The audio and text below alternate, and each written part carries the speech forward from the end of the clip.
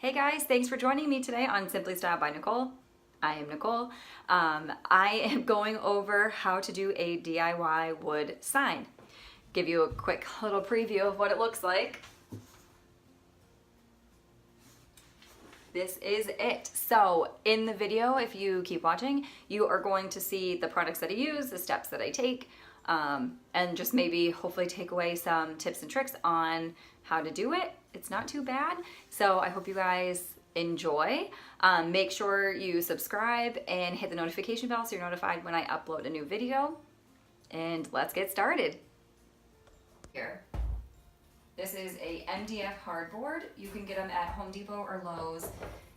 You can get them in 8-foot sheets, which is a better price if you're going to cut them down, if you have a way to cut them down. This one is 2x4 that comes in this size. It's the same exact size I want my sign to be, so I'm just gonna leave it. I already went ahead. It comes brown, so you can go over this and just paint it white over the brown, and it will kind of give you more of that age distress look like you go for with sanding, and you really only need one coat. Today we're painting it black. I'm going to be doing a black sign with white lettering. So I just went ahead and I did one coat of the black on here. I just used your basic paint. This is from Behr. It's just a color sample, so it's only like $3, but you get a good amount. It's just a flat finish. You can do like an eggshell or anything like that, but for the background of a sign, I prefer flat. It's just my preference. So my first coat here has already dried. I'm gonna go ahead and do the second coat. I just like to keep this super easy. Not like painting a wall where you need it to be like really precise.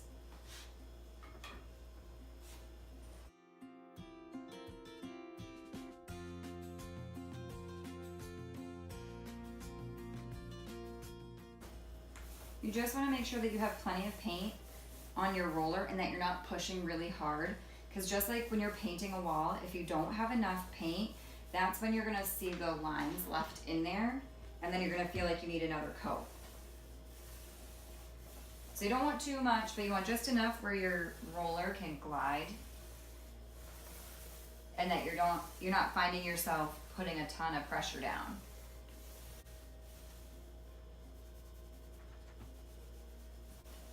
And then all I'm doing here is just kind of going back and forth, just lightly tapping the edge and pulling it, so that way I'm not accidentally leaving like a roller mark smack dab right in the middle of my sign. It's the same thing like when you're painting a piece of furniture or anything like that. Same concept, so that way you're not seeing brush strokes, roller marks, or anything like that.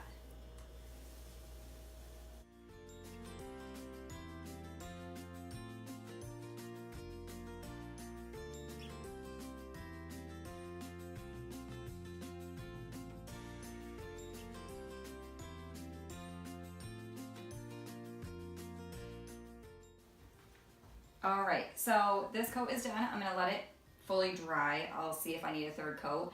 It's looking pretty good right now, but like I said, we'll see after. So then when I come back, I will go through how I'm going to put the frame together and show you how it's gonna be attached on here. And then I have a stencil that we'll lay down and get to painting. So all I did for the frame was I went to my local hardware store, your local Lowe's or Home Depot, and I picked up some 1x2x8s to frame it out. I got it home and I lightly sanded down with my hand sander, and then I stained it all together.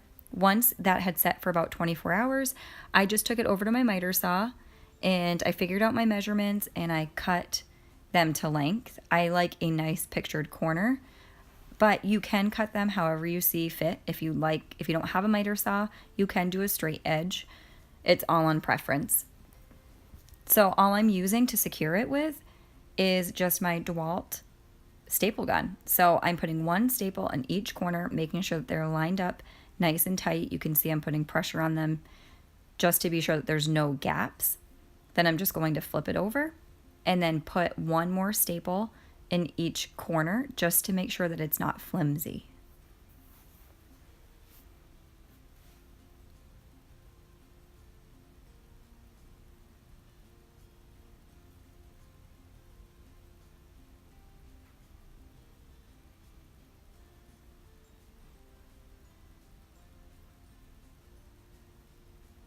And here you have the frame completely finished. And now all I'm going to do is take my sign, put it on there upside down, and I find the center of it. I just kind of line it up, and then I'm just going to use my staple gun and staple all the way around it. At the very end, I will use a picture wire hanging kit, so that put a screw on each side, and then I'll use the wire hanging kit to be able to hang it on the wall. Hey you guys, we are back. This is the following day. I had to take a little break to get some stuff done. So I wanted to just show you, I laid out the whole stencil. So it's all set and ready to go. I'll do a little close up for you so you can see it. But right now I'm gonna show you how I actually paint, what I use. So makeup sponges, the greatest little tool ever. They're dirt cheap, but they do the job. So that way you can stipple. So it's just like having a sponge brush, but where it's so little, it's just easier to just pounce on. And then white paint, so that's it. Let me zoom you in and I will kind of show you what I do here. Okay, so what I'm gonna do here, this is a piece of paper from the back of the stencil. I just kind of held on to a piece.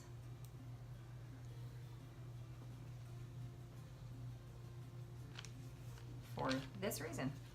You can use a paper plate or anything like that, obviously. You don't need to use this, but I figure why waste if I'm gonna throw it away anyways? Might as well put it to some use. So I'm just going to dab a little bit, as you can kind of see. Zooming in a little closer. Just dab a little bit. I dab off the excess, and then I'm gonna go right on top of the letters. You wanna make sure that everything is down, that there's no bubbles. If there's bubbles, you're just gonna need to be very cautious that you don't get any paint underneath the stencil, because you wanna be able to have a nice crisp line.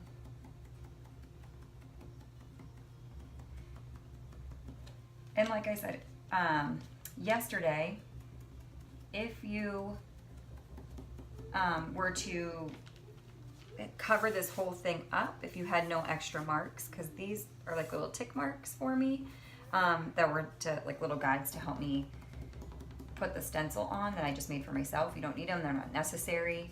But if you were to cover the whole thing, you could just take this and spray paint it.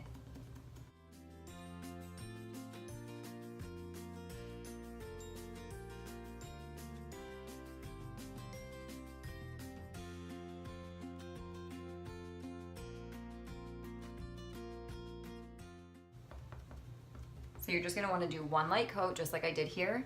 And now I'm gonna go ahead and do the rest. And I will show you once it's all done what it will look like after the first coat. Okay, so first coat is done. You can see that you can see the stippling marks. It's obviously not done. It needs a second coat.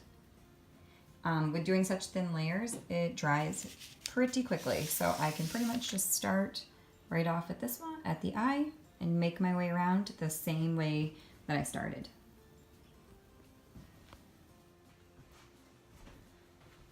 Okay, so I went ahead and I did the third coat. I definitely needed a third.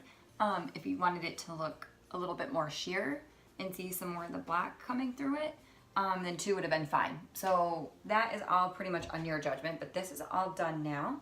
So while the paint is still wet, you don't want it to be like soaking wet because you're doing thin layers, but while it is wet, you want to go ahead and peel it up.